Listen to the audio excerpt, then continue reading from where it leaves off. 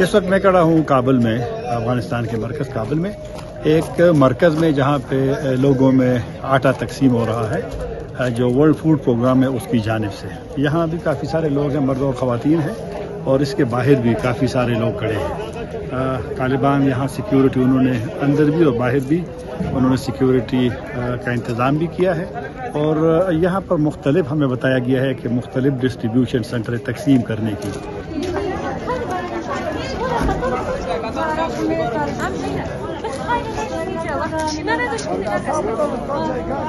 جب لوگ باہر کھڑے ہوتے ہیں تو وہ اسٹیپ بائی اسٹیپ مرحلہ یہاں داخل ہوتے ہیں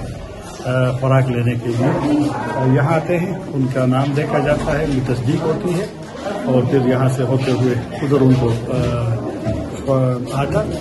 اور اس میں گھی بھی ہے اور اس میں نمک بھی ہے، ان کو دیا جاتا ہے۔